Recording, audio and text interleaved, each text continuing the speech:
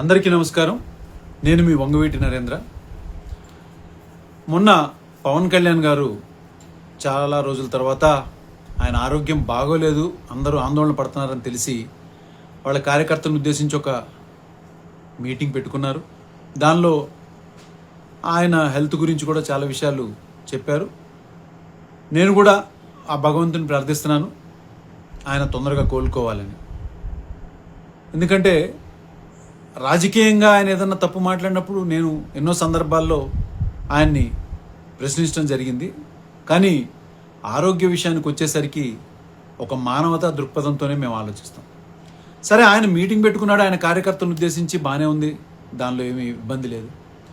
మరి సడన్గా రంగా గారి టాపిక్ ఎత్తి ఆయన, ఏమయ్యా మీరు ఆ రోజు అంతమంది ఉన్నారు, రంగా గారికి వేలల్లో వచ్చేస్తారు జనాలు, మరి అంతమంది ఉన్నోళ్ళు మీరు ఎందుకు కాపాడుకోలేకపోయారు? 2,000 మంది 3,000 మంది కట్టలేకపోయారా?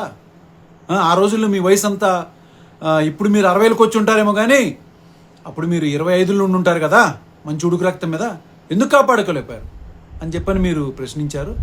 దానికి మీ ఎదురుగున్న కొంతమంది మీరేం మాట్లాడినా వాళ్ళకి చప్పట్లు కొడుతుంది తప్పించి వాళ్ళకేమి బుర్ర పనిచేయదని నాకు అర్థమైంది. కానీ ముందు లైన్లో చాలామంది, కొంతమంది ఏజ్ పెద్దవాళ్ళు, మీ పార్టీలో కూడా ఆ రోజు మీటింగ్లో లేకపోయినా బయట విన్న వాళ్ళకి మీరు మాట్లాడేది అంత కరెక్ట్ అనిపించలేదు. వాళ్ళల్లో ఎక్కడ చలనం కూడా రాలే, వాళ్ళు అట్లాగా సైలెంట్గా ఉండిపోయారు. ఎందుకు అనుకున్నారు? ఏం మాట్లాడుతున్నారు మీరు అసలు? 25 ఏళ్ళ నుండి మీరు కాపాడుకోలేకపోయారంటే అసలు ఏం జరిగిందో మీకు ఎన్నో సందర్భాల్లో నేను చెప్పడం జరిగింది. రంగా గారిని ఆయన చంపడానికి 1-2 రోజులు వేసుకున్న ప్లాన్ కాదు అది, దాదాపు సంవత్సరం పైనుంచే ప్లాన్ చేశారు. ఎందుకంటే రంగా గారే స్వయంగా అసెంబ్లీ సాక్షిగా, ఇది ఆన్ రికార్డ్స్ ఉంటుంది, ఉమ్మడి ఆంధ్రప్రదేశ్లో ఆన్ రికార్డులో ఉంటుందండి. పవన్ కళ్యాణ్ గారు కొద్దిగా తెప్పించుకొని చూడండి. ఆన్ రికార్డ్, ముఖ్యమంత్రి అప్పుడు ఎన్టీ రామారావు అసెంబ్లీలో కూడా ఉండగానే ఆయన అసెంబ్లీ సాక్షిగానే ఆయన చెప్పిన సమాధానం ఏంటిదో తెలుసా? ఆయన లేవనెత్తిన అంశం, నా ప్రాణానికి హాని ఉంది, అది కూడా ఈ రాష్ట్ర ముఖ్యమంత్రి ద్వారానే, ఆయన వాళ్లే దగ్గరుండి నన్ను చంపడానికి ప్రయత్నం చేస్తాను, నాకు సెక్యూరిటీ ఉండని అసెంబ్లీ సాక్షిగా మాట్లాడారు పవన్ కళ్యాణ్ గారు. అసెంబ్లీ సాక్షిగా మాట్లాడారు. అర్థమైందా? అలాంటిది ఆయనను చంపడానికి పోలీసులు, అక్కడ ఉన్నటువంటి వాళ్ళు, ఆ జిల్లాలో పోలీసులు కానీ వాళ్ళు కానీ రంగా గారి పనులు చూసి చాలామంది పోలీస్ డిపార్ట్మెంట్లో కూడా అభిమానులు ఉన్నారు ఆయనకి, వాళ్ళు ఎక్కడన్నా ఈ ఇన్ఫర్మేషన్ లీక్ చేస్తారేమోనని చెప్పని వాళ్ళని జూలై నెలలో 350 మంది పోలీసులకు పైగా ఆ జిల్లా నుంచి బదిలీ చేయడం జరిగింది. దాని విషయం మీదే ఆయన కాపునాడు పెట్టినప్పుడు, కాపునాడు అంశాల్లో ఇది ఒక అంశం. 350 మంది పోలీసుల్ని ఒకటేసారి ఈ జిల్లా నుంచి ఎందుకు బదిలీ చేశారని చెప్పని కూడా ఆ అంశం మాట్లాడారు. అయితే ఇంత విషయం మీకు, ఈ చిన్న సూక్ష్మన్నీ మీకు తెలియగా? పోనీ 144 సెక్షన్ అంటే మీకు ఐడియా ఉందా? అదే 144 సెక్షన్ని సీరియస్గా అమల్లో పెడితే ఎలా ఉంటుందో తెలుసా ప్రభుత్వం? మీకు వైజాగ్లో మిమ్మల్ని మీటింగ్ పెట్టుకోవద్దని చెప్పి హోటల్లో నోటీసులు సర్వ్ చేస్తే మీ కార్యకర్తలను వదిలేసేసి మీరు అక్కడి నుంచి ఖాళీ చేసి వెళ్ళిపోయారు, గుర్తుందా? కానీ అదే స్థానంలో రంగా గారు ఉంటే ఏం చేసేవాడు తెలుసా? నా కార్యకర్తలతో పాటు నన్ను కూడా అరెస్ట్ చేయండి అనేవాడు. మరి ఆ రోజున పవన్ కళ్యాణ్ గారు మీ చుట్టూ కూడా కొన్ని వేల మంది ఉన్నారే, మీకు ధైర్యం రాలేదా? కేవలం కిందకు దిగి అరెస్ట్ అవ్వడానికి కూడా మీకు ధైర్యం సరిపోలేదా? కానీ ఏ రోజు రంగా గారి కార్యకర్తలను వదిలేసి వెళ్ళిపోలా, వాళ్ళని కాపాడుకుంటానే వచ్చాడు. కానీ ప్రభుత్వమే ఈ యొక్క కుట్రలో హోమ్ మినిస్టర్ చంద్రబాబు నాయుడు, ముఖ్యమంత్రి ఇన్వాల్వ్ అయ్యి 3 IPS ఆఫీసర్లని ఈ యొక్క టాస్క్ మీద పెట్టి ఆయన ఎట్లన్నా చంపించేయాలని చెప్పని ప్రయత్నం చేశారు కాబట్టి, చేస్తున్నారు కాబట్టే ఆ ప్రయత్నాల్లో మీరన్నారు అడ్డుకట్ట కట్టేస్తే బాగుంటుందని చెప్పని, వీళ్ళందరూ అడ్డుకట్టలు కట్టేటువంటి ధైర్య సాహసాలు కలిగిన వాళ్లే. కానీ వాళ్ళందరినీ ఆయన బతులాడుకున్నారు. ఈ విషయం నేనేదో మాటలో చెప్పడం కాదండి, సీనియర్ నాయకులైనటువంటి ఉండవల్లి అరుణ్ కుమార్ గారిని, ఇంకా సీనియర్ చాలామంది నాయకులు కూడా చెప్పారు. ఇట్లా రంగా గారిని ఆ రోజున ఆయన చెప్తే అక్కడి నుంచి వెళ్ళిపోయారు తప్పించి, ఆయన మాటకి గౌరవం ఇచ్చి ఎవరు కూడా అలా వదిలేసి వెళ్ళటానికి ఇష్టపడలేదు. ఇంకొక విషయం చెప్తున్నా మీకు, ఒక పక్క ప్రభుత్వం ఆయన మీద కక్ష కట్టి ఉందని చెప్పని కాదు, ఇంకో పక్క సొంత పార్టీలో కూడా ఆయన ఎదుగుదలను చూసి ఏడ్చేవాళ్ళు కూడా చాలామంది ఉన్నారు. ఇవన్నీ ఒక పక్కనైతే ఇంట్లోనే పెద్ద కుంపటి ఉంది. ఇంట్లోనే ఇంటి దొంగని ఈశ్వరుడు కూడా పట్టుకోలేడు అని అంటారు కదా పవన్ కళ్యాణ్ గారు. అలాగా ఇంట్లోనే ఒక పెద్ద కుంపటి ఉంది ఆయన్ని చంపించేటానికి. ఇవన్నిటిని చూసే ఆయన నా వల్ల ఇంకెంతమంది ప్రాణ నష్టం జరుగుతుందని చెప్పని ఆయనంతటా ఆయనగా అక్కడ సరెండర్ అయి కూర్చున్నారు. కానీ ఆయనను చంపే ధైర్యం ఎవరికి లేదు. ఇంకా విషయం ఏంటంటే, మీకు స్టేట్ ఇంటెలిజెన్స్ కాదు కదా, మీకు సెంట్రల్ ఇంటెలిజెన్స్ కూడా ఉంది కదా, బాగా పరిచేస్తున్నారు కదా. వాళ్ళని ఒకసారి మీరు అడిగి చూడండి, ఏంటిది రంగా గారి విషయంలో ఏం జరిగింది, అసలు ఎవరు చంపించారు, దీని వెనక కుట్ర పడింది ఎవరు అని అడగండి. అప్పుడు కన్నా మీకు అర్థమవుద్దేమో మీరు ఎలాంటి వ్యక్తులతో మీరు సంధి కుదుర్చుకుని మీరు కూటమిలో ఉన్నారు, ఎవరికి మద్దతు ఇచ్చి మీరు అధికారం ఇచ్చారు అనేది కనీసం ఇప్పుడు కన్నా మీకు తెలుస్తుందని చెప్పని నేను భావిస్తున్నాను.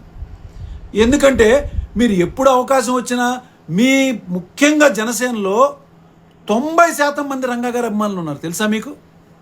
వాళ్ళందరూ ఏంటంటే మీరేదో రంగా గారి గురించి గొప్పగా మాట్లాడతారేమో అనుకుంటున్నారు, కానీ నాకు అర్థమైంది. కానీ వాళ్ళకు కూడా చాలామందికి రంగా గారి గురించి మాట్లాడుతున్నారు అనుకుంటా, కానీ కాసేపు ఏమో మీరు చూశానంటారు దూరం నుంచి, కాసేపు ఏమో నేను టీ ఇచ్చానంటారు. అసలు రంగా గారికి టీ అలవాట్లేదండి. ఇది ఏదో ఇంట్లో సొంత మనుషులకు కాదు, రాష్ట్రం మొత్తం తెలుసు.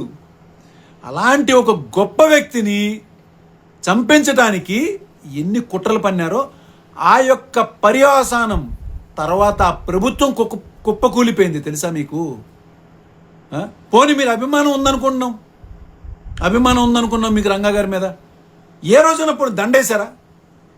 మీరే స్వయంగా కాకినాడలో రంగా గారి విగ్రహం పెడుతుంటే, రాష్ట్రం మొత్తం ఎన్నో విగ్రహాలు పెడుతున్నా రంగా గారి విగ్రహం పెడుతుంటే కాకినాడలో సుప్రీంకోర్టు ఆర్డర్ ఉంది, ఈ విగ్రహాలు పెట్టద్దు తీసేయండి అని చెప్పినటువంటి మహా అభిమాని మీరు రంగా గారికి. మీకేం చెప్పాలి చెప్పండి. మిమ్మల్ని చూసి ఇంకా చప్పట్లు కొడుతున్నారు రంగా గారి విషయం చెప్తే. రేపు కొద్ది రోజులు ఆగితే మీ అవసరం కోసమో మీ మైలేజ్ కోసమో రేపు ఇది కూడా అంటారు, రంగా గారితో నేను చాలాసార్లు కలిశాను, మాట్లాడాను చాలా సందర్భాల్లో అని కూడా చెప్తారు మీరు. దయించి నేను ఎన్నో సందర్భాల్లో కూడా చెప్పాను, రంగా గారిని చంపడానికి ఒక చిన్నపాటి కుట్ర జరగలేదు. ప్రభుత్వం పూర్తి స్థాయిలో ఒక పేదవాడి గొంతు అసెంబ్లీలో ఇంత ధైర్యంగా మాట్లాడుతున్నాడే, ఇతను రేపు ఇంకా ముందుకెళ్తే ఏ ఆశతో అయితే ఏ ఆశయంతో అయితే మేము తెలుగుదేశం పార్టీ పెట్టుకున్నామో, మా సామాజిక వర్గం మా వాళ్లే బాగుపడాలి అని చెప్పని పెట్టుకున్నామో, దాన్ని కూసాలతో సహా కదిపేసేసేటువంటి శక్తి కలిగిన మహానాయకుడని ఆ రోజు అర్థమైంది. కాబట్టే ప్రభుత్వం ఆ స్థాయిలో చంపించేసింది. ఎంక్వైరీ చేయండి మీరు, మీకు ఇంటెలిజెన్స్ ఉంది. ఇప్పుడు ఇంకా మీరు అధికారంలో కూడా ఉన్నారు, స్టేట్ ఇంటెలిజెన్స్లో కూడా చాలామంది ఉన్నారు. అన్నారు కదా 60 సంవత్సరాలు వచ్చిన వాళ్ళు ఉన్నారు మీరని.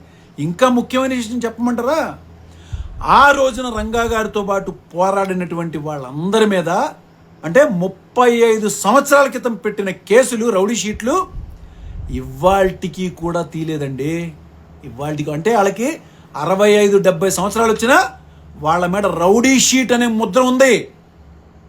ఇవన్నీ మీరు ఇంటెలిజెన్స్ రిపోర్ట్ తెప్పించుకుని చూడండి. మీరు మీ టాపిక్ లేదన్నా మాట్లాడుకోవచ్చు, కానీ రంగా గారి టాపిక్ మాట్లాడేటప్పుడు మీకు ఏదన్నా నిజంగా తెలియకపోతే నన్ను అడగండి, నేను చెప్తా వివరంగా. దీని వెనక ఎంతమంది కుట్ర ఉందో నేను చెప్తా వివరంగా. ఇవాళ ఇంటి దొంగలే ఆయన పేరు చెప్పుకుని అధికార పీఠంలో ఆస్తులు సంపాదించుకుని కూర్చుని ఎంజాయ్ చేస్తున్నారు. దాని మీదే నేను పోరాటం కూడా జరుగుతుంది. నా పోరాటం ఇటు రంగా గారి అభిమానులు కాపాడుకోవటమే కాదు, ఆ ఇంటి దొంగలు ఆ రంగా గారి పేరు వాడుకుని డబ్బు అధికారాన్ని ఎంజాయ్ చేస్తున్నారు. వాళ్ళను కూడా నేను తట్టుకుని వాళ్ళకి కూడా ఎదురు నిలబడి నేను పోరాటం చేస్తున్నాను. కాబట్టి ఈసారి రంగా గారి టాపిక్ నిజంగా మీకు అభిమానంతో మాట్లాడాలనుకుంటే మాత్రం ఒకసారి నాకు మనం కూర్చుందామండి, కూర్చుని మాట్లాడుకుందాం.